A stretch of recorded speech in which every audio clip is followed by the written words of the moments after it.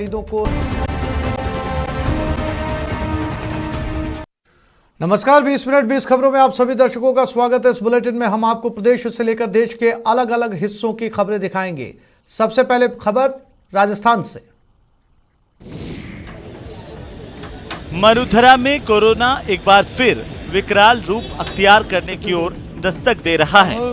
हाल ये है कि एक दिन में 300 से ज्यादा मामले सामने आने लगे हैं और इस हाल में भी इन लोगों को अपनी सूरत चमकाने से परहेज नहीं है। गौर से देखिए, जैसलमेर के इन लोगों को मुंह और नाक ऐसे खोल रखे हैं जैसे मानो शंकर भगवान की तरह कोरोना का विषपान कर लेंगे और इनका कुछ नहीं बिगड़ेगा।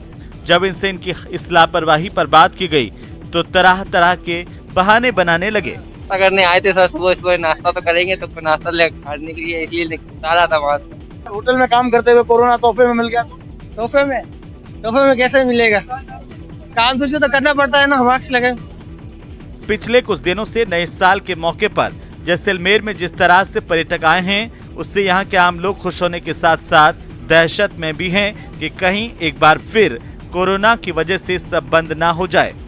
लिहाजा कुछ लोगों ने तो वैसे लोगों का विरोध करने का भी फैसला कर लिया है जो मास्क नहीं पहनते, सोशल डिस्टेंसिंग का पालन नहीं करते। लोग आ रहे हैं, उनको हम बोल रहे हैं कि दोबारा आओगे तो हम ऐसा मतलब आपको चार्ज नहीं देंगे हम। अपने अंदाज बयां और आम लोगों के साथ खास रिश्ते की वजह से सीएम अशोक गहलोत सालों से राजस्थान में सर्वप्रिय नेता बने हुए हैं। उनका यही अंदाज नए साल के आगाज पर भी देखने को मिला, जब वे सीएम आवास से निकलकर आम लोगों के पास उनके हालचाल जानने पहुंच गए। जब पूरा शहर नए साल के जश्न में डूबा था, तब सीएम अशोक गहलोत पूरी सादगी के साथ रामनिवास बाग स्थित रैन बसेरे पहुंच गए और वहां जरूरतमंदों के बीच न केवल कंबल बांटे बल्कि उनसे उनका हालचाल भी पूछा और लोगों को उन्होंने नए साल की शुभकामनाएं भी दी। रैन बसेरे में कंबल बांटने के साथ साथ सीएम अशोक गहलोत ने सड़क पर अपनी ड्यूटी कर रहे ट्रैफिक पुलिस वालों से भी बात की। सीएम अशोक गहलोत को अपने बीच पाकर ट्रैफिक पुलिस वाले गदगद हो उठे और वहां भीड़ लग गई। मुख्यमंत्री अशोक गहलोत ने इस बारे में ट्वीट किया कि नववर्ष के शुभ अवसर पर रामनिवास बाग स्थित रैन बसेरे में लोगों से मुलाकात की, यहां रह रहे लोगों को कंबल वितरित किए। यहां उत्तर प्रदेश, महाराष्ट्र, मध्य प्रदेश आदि राज्यों से बेहतर इलाज के लिए जयपुर आए लोगों से बात की।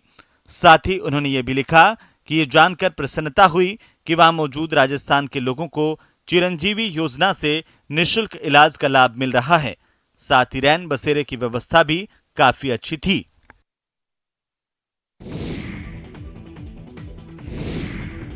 सिर पर पगड़ी, सफेद चादर और मास्क लगाए सांसद महोदय इन बच्चों के साथ बच्चे हुए जा रहे हैं। बच्चे म्यूजिक की धुन पर थिरक रहे हैं तो सांसद महोदय भी उन्हें उत्साहित करने के लिए खुद झूम रहे हैं।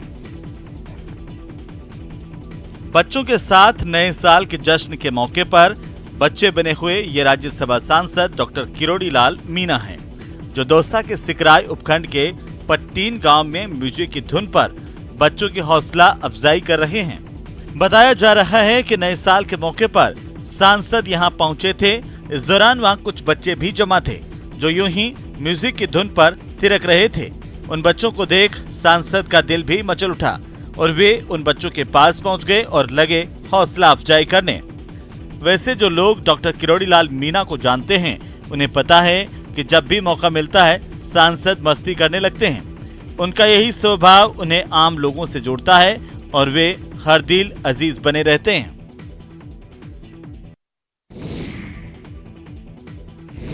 हाथी पर जो बैठे हैं वो गुरुजी हैं, वही गुरु जो जीवन के घोर अंधेरों में प्रकाश बनकर के आए, सारे दुखों को हरकर खुशियों की फसल उगाए, बिना किसी लालच के सबको सच्चाई का सबक सिखाए। गुरुजी रिटायर हुए तो पूरे गांव के लोग उमड़ पड़े। गुरुजी को हाथी पर बिठाया और ऐसी विदाई यात्रा निकाली कि देखने वाले देखते रह गए। उनके सम्मान में पूरे इलाके के लोग गाजे बाजे के साथ उनकी विदाई यात्रा में शामिल हो गए। गुरुजी के रिटायरमेंट पर विदाई समारोह की ये तस्वीरें भीलवाड़ा के शाहपुरा के अखड़ गांव की हैं। बताया जाता है कि अखड़ सरकारी स्कूल में पढ़ाने वाले शिक्षक भंवर लाल शर्मा 20 साल से यहां पर पोस्टेड थे और इन 20 सालों में उन्होंने हर बच्चे को अपना बच्चा समझकर न केवल पढ़ाया लिखाया बल्कि उनके उज्जवल भविष्य की नींव भी रखी।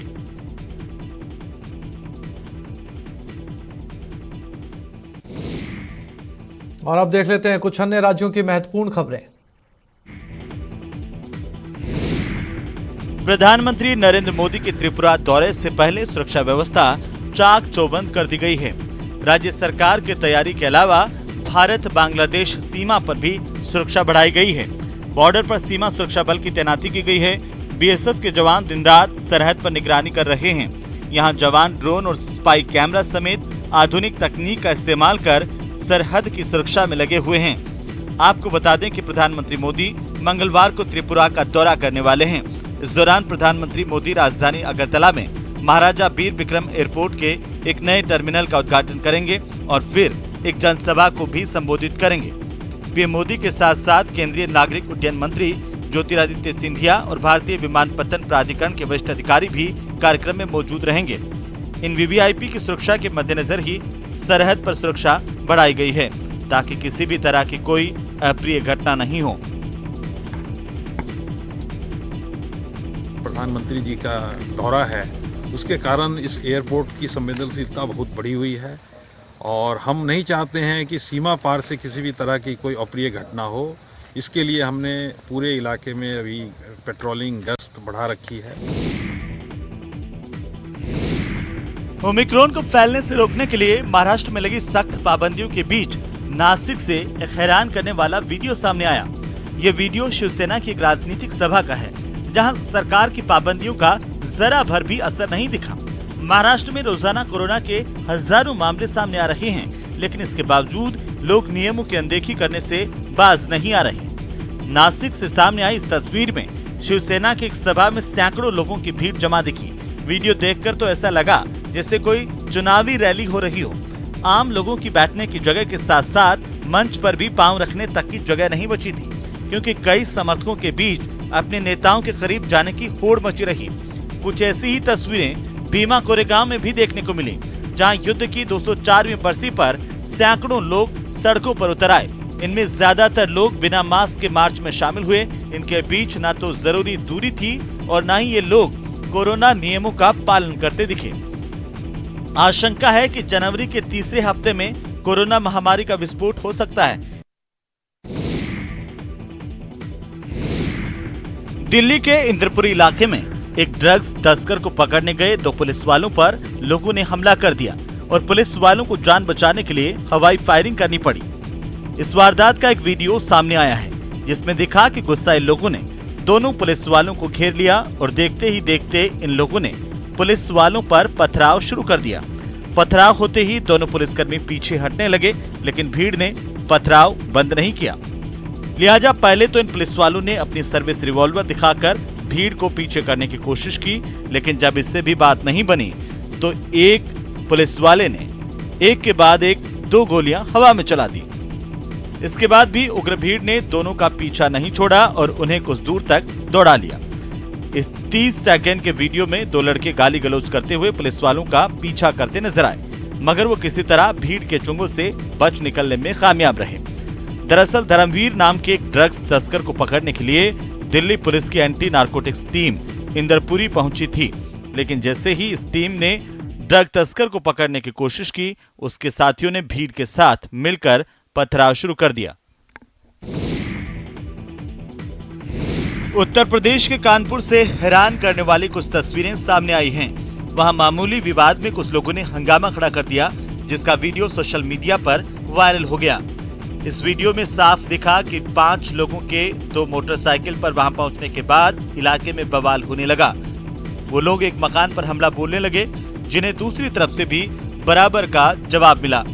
दोनों तरफ से जमकर पत्थरबाजी हुई, गाली गलौज होने लगी। इस घटना के सीसीटीवी फुटेज भी सामने आए हैं, जिसमें मोटरसाइकिल से पहुंचे लोगों ने लगातार एक मकान पर पत्थर बरसाए, जिन पर उस मकान में रह रहे लोगों ने भी ऊपर से पत्थर फेंके। ऐसा उन्होंने तब किया जब वो बवाल खड़ा करने के बाद वहां से लौट रहे थे। दरअसल मामूली विवाद में बात इतनी बिगड़ गई कि दोनों पक्ष के लोग एक दूसरे पर हमला करने से भी नहीं चूके। गाली गलौज भी इन लोगों के बीच हुई। इस हंगामे को किसी ने वहां रिकॉर्ड कर लिया, जिसका वीडियो सोशल मीडिया पर वायरल होने में देर नहीं लगी।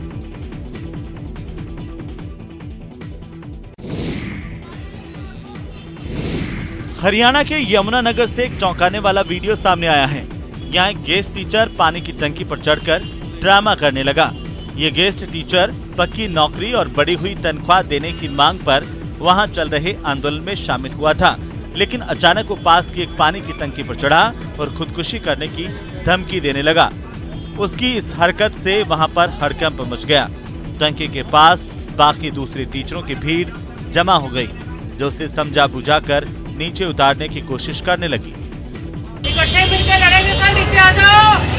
अपने साथी टीचरों की अपील का उस पर कोई असर नहीं हुआ और मांगे मानने तक टंकी पर रहने की चेतावनी दी। जानकारी मिलते ही कुछ पुलिस वाले भी घटना वाली जगह पर पहुंच गए और उसे नीचे उतारने की तरकीब में जुट गए।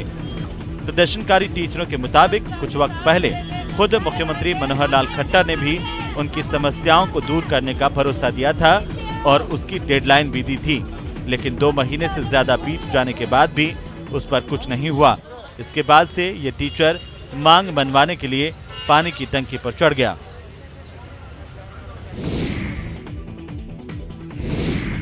हरियाणा के अंबाला से एक रोंगटे खड़े कर देने वाला वीडियो सामने आया है। वहां पर एक तेज रफ्तार कार ने महिला को कुचल दिया, जिससे उसकी मौत हो गई। यह हादसा तब हुआ जब वो महिला दवाइयां खरीद कर लौट रही थी। तभी एक बेकाबू कार ने उस महिला को सामने से टक्कर मारी। ये घटना पास के मकान में लगे सीसीटीवी कैमरे में रिकॉर्ड हो गई, जिसमें सड़क के किनारे वो महिला बाकी लोगों की तरह जाती हुई दिखाई दी। इसके बाद सामने से आ रही तेज रफ्तार गाड़ी ने उसे इतनी जोर से टक्कर मारी कि वो हवा में कई फीट तक उछलकर कुछ दूरी पर जा गिरी, जबकि कार सामने वाले मकान की दीवार से टकरा गई। इस हादसे के तुरंत बाद आसपास के लोग जमा हो गए।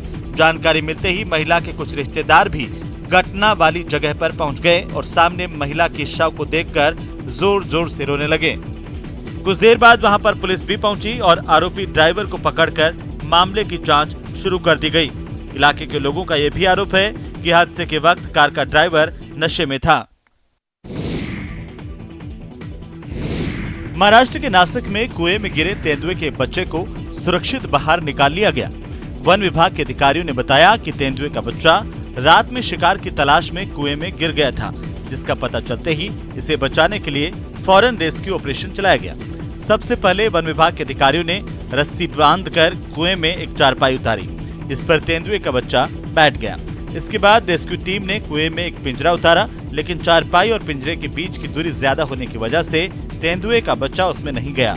इसके बाद चारपाई को नजदीक ले जाया गया और जैसे ही चारपाई पिंजरे के पास पहुंची, उस पर बैठा तेंदुए का बच्चा बड़े आराम से पिंजरे में दाखिल हो गया।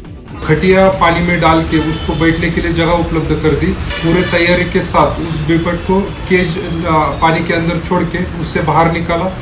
पिंजरे के अंदर पहुंचते ही तेंदुए के बच्चे को तुरंत कुएं से बाहर निकाल लिया गया और फिर वन विभाग की टीम उसे गाड़ी में डालकर वहां से ले गई। रात में शिकार के चक्कर में तेंदुए का बच्चा कुएं में गिर गया था। सुबह होने पर इसे वन विभाग की टीम ने बाहर निकाला। बाद में जानवरों का इलाज करने वाली टीम ने उसकी जांच की और फिर उसे जंगल में छोड़ दिया गया। मध्य प्रदेश की राजधानी भोपाल से एक दिल दहला देने वाली तस्वीर सामने आई है। यहाँ के बागसेवनिया थाना इलाके के अंजलि विहार फेज 1 में एक 4 साल की बच्ची पर आवारा कुत्तों के एक झुंड ने हमला कर दिया था। इस घटना की जो सीसीटीवी तस्वीरें सामने आई हैं, उसमें साफ देख सकते हैं कि सुनसान गली में एक छोटी सी बच्ची सामने से दौड़ती हुई नजर आती है। उसके पीछे कुत्तों का एक झुंड पड़ा है। बच्ची भाग रही है, लेकिन कुत्तों ने अचानक गोल घेरा बनाकर बच्ची को घेर लिया। इसके बाद कुत्तों ने बच्ची को नोचना शुरू कर दिया। कुत्तों के हमले से बच्ची जमीन पर गिर पड़ी, लेकिन कुत्ते उसे नोचते रहे, काटते रहे। 5 कुत्तों के इस तरह से एक साथ हमला करने से बच्ची बेदम हो गई। इसी बीच एक लड़के ने इन कुत्तों को बच्ची पर हमला करते देख लिया और वो दौड़कर आया कुत्तों को भगाने लगा। कुत्तों के वहां से भागने के बाद बच्ची जमीन पर पड़ी नजर आई। वो किसी तरह रोते बिलखते हुए खड़ी हुई और फिर धीरे धीरे अपने घर की ओर चल पड़ी। बताया जा रहा है कि कुत्तों ने बच्ची को पूरी तरह से काट खाया है। इस वक्त वो अस्पताल में भर्ती हैं, जहां उसकी हालत गंभीर बताई जा रही है। इस दिल दहला देने वाली तस्वीर से आसपास के लोग सदमे में हैं और नगर निगम से आवारा कुत्तों के खिलाफ बड़ी कार्रवाई की मांग कर रहे हैं। तेलंगाना की राजधानी हैदराबाद से रोंगटे खड़े कर देने वाला एक वीडियो सामने आया है। वहां पर एक बस्ती में भीषण आग लगने से कई झोपड़ियां जलकर राख हो गईं। ये आग कैसे लगी इसका पता तो नहीं चल पाया है, लेकिन सड़क के किनारे बसी इस बस्ती में आग लगने से यहां पर अफरा तफरी मच गई। इस आग की वजह से वहां रह रहे लोगों की सांसें अटक गईं। साथ ही आग की लपटों में घिरी झोपड़ियों के जलकर राख होने से कई लोगों के सिर से छत तक छिन गई। आग में सब कुछ इस तरह से जलता देखकर वो घबरा गए। इसी बीच जलती हुई झोपड़ियों से सिलेंडर फटने की भी आवाज आई। इसके बाद तो वहां पर कोहराम ही मच गया। लपटें तेजी से बढ़ती चली गईं और उसने पास के कुछ और मकानों को भी अपनी चपेट में ले लिया। कुछ देर के बाद वहां दमकल विभाग की गाड़ी भी पहुंच गई और थोड़ी मेहनत के बाद इस आग को बुझा लिया गया, लेकिन इन झोपड़ियों में रखा गरीबों का सारा सामान जलकर खाक हो गया।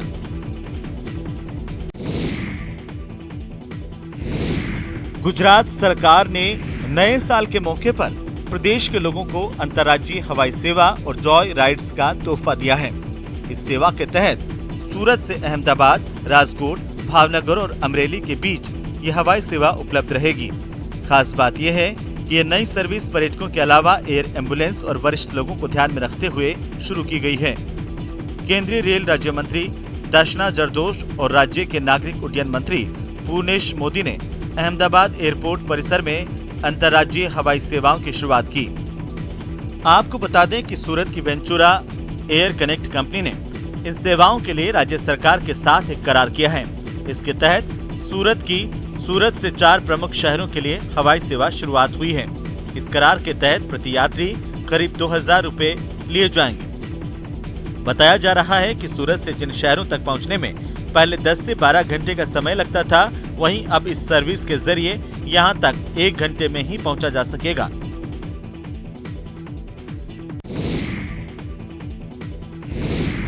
कपड़े हो या लकड़ी का सामान, घर सजाने का सामान हो या फिर कांसे के बर्तन, इस हस्तशिल्प प्रदर्शनी में नजर आ रही हर एक चीज नायाब है।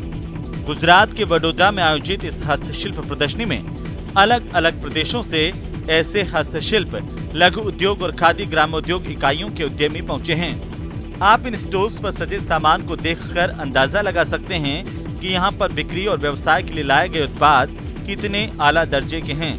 बताया जा रहा है कि इस हस्तशिल्प प्रदर्शनी में बड़ी संख्या में लोग आ रहे हैं और अपनी अपनी पसंद के सामान खरीद रहे हैं। इसके साथ ही वैसे लोग भी बड़ी संख्या में यहां पर पहुंच रहे हैं जो इन हस्तशिल्प उत्पादों का व्यवसाय करना चाहते हैं। 2002 से एग्जीबिशन करना चालू किया। आर्टिजन खुद आते हैं, बैठते हैं, कस्टमर से बातें करते हैं और सीखते हैं उसमें से और अपनी चीजें बेचते हैं। आंध्र प्रदेश के विजयवाड़ा में एक रेस्टोरेंट मालिक ने ग्राहकों को लुभाने के लिए अनोखा तरीका निकाला है।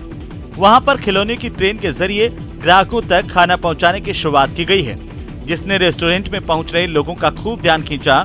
जो तस्वीरें उस रेस्टोरेंट से सामने आईं, उनमें साफ दिखा कि खिलौने की इन ट्रेनों ने मालगाड़ी की तरह एक जगह से खाना लेकर उसे दूसरी जगह पहुंचाया।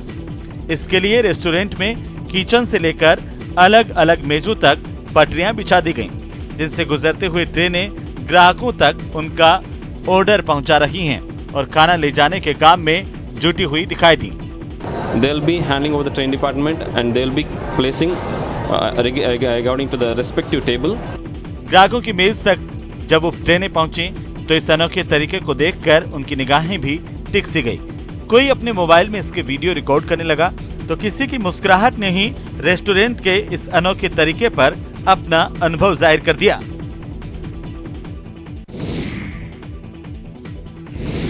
जम्मू कश्मीर की राजधानी श्रीनगर में शिल्प सफारी के चौथे संस्करण का आयोजन किया जा रहा है। प्रदेश के हैंडीक्राफ्ट एंड हैंडलूम डिपार्टमेंट की ओर से आयोजित इस सफारी में प्रदेश के अलग अलग हिस्सों से आए शिल्पकारों की अद्भुत कारीगरी देखने को मिल रही है। लकड़ी से बने सामान हो या फिर पत्थरों पर उकेरी गई नक्काशी, कश्मीरी लोक कथाओं को दर्शाते कालीन हो या फिर स्थानीय कपड़े, इस शिल्प सफारी में हर एक चीज नायाब नजर आ रही है। बहुत अच्छा स्टफ है, लोगों को अवेयर किया जा रहा है कि ये अब मुझे लगता है अब क्राफ्ट की मतलब हिसाब। पीएम नरेंद्र मोदी मेरठ के इस्लाम में मेजर ध्यानचंद खेल विश्वविद्यालय का शिलान्यास